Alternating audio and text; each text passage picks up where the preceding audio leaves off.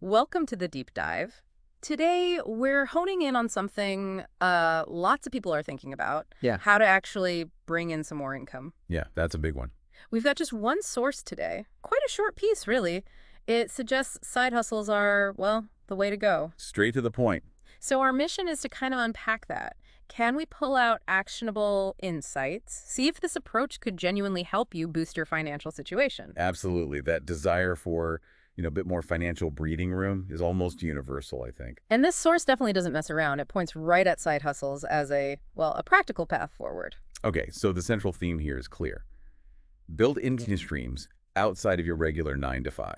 Through these side hustles, it's about actively creating that extra cash flow yourself. Yeah, and what I find interesting is the element of control it suggests. How so? Well, instead of passively hoping for a raise or a bonus, you're, taking the reins. You're initiating the income generation. That's a good point. And the piece does give some concrete examples, some starting points. First one, freelancing. Ah, yes, freelancing. That's huge now. Basically using your existing skills, right, for specific projects. Could be writing, coding, graphic design. Pretty much anything where you have expertise someone else needs. If you've got a marketable skill, there's probably a freelance gig out there. But what are the tricky bits when you're just starting out? People must hit roadblocks, surely. And how do you get past them? Oh, definitely. Finding those first few clients, that's often the biggest hurdle, and proving your worth. Right. So things like networking, even just online, and building a really solid portfolio, showcasing your best work, those are crucial early steps. Makes sense. And actually, within freelancing, some areas are really hot right now, like specialized SEO writing or skills in cloud computing. They often pay better because the demand's high. Okay, good to know. Next example mentioned is digital marketing. Right. Now that can sound a bit intimidating, maybe? It can, yeah, but it doesn't have to be super complex to start. It could literally be managing the social media account for a local business. Or running some online ads for them. Exactly. So many businesses need help with their online presence. You Yeah. can even just focus on one thing, like mastering Instagram ads or writing engaging email newsletters. So potentially a lower barrier to entry there for some people? Could be, yeah. It's often quite learnable. And the third one they highlight is reselling items online. Ah, the classic flip. Yeah, finding stuff maybe at thrift stores, garage sales, wherever, and selling it for more on eBay or Etsy or similar platforms. What's neat about this one is how it can connect to what you already enjoy. Like if you're into vintage fashion. Precisely. Or maybe you know a lot about old comics or collectibles. You can leverage that passion and knowledge.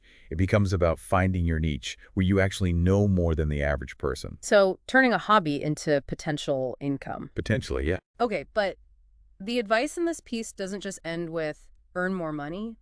It really emphasizes investing that extra side income, putting it into assets. And this is absolutely key. This is where a side hustle stops being just, extra coffee money or spending cash. And starts becoming something more significant. Exactly. It becomes fuel for building actual financial momentum. When you invest those earnings, you give them the chance to grow over time. Building future security, essentially. Right. That could mean different things, maybe putting it into stocks or bonds, perhaps real estate down the line, or even just reinvesting in your reselling business to buy better inventory. Got it. So the money isn't just flowing in and out. You're putting it to work for you. It's like you said before, planting seeds. Those seeds can potentially grow into something much larger over time. And the connection between the two parts, the earning and the investing, that seems critical. It really is. The side hustle generates the initial capital, maybe small amounts at first, and then smart investing is how you potentially amplify the impact of that capital long term. It creates this positive cycle, a feedback loop for building wealth. Okay, so summing up the core advice here from our source. First, side hustles offer a tangible, direct route to increasing your income. Check. Take action. Earn more.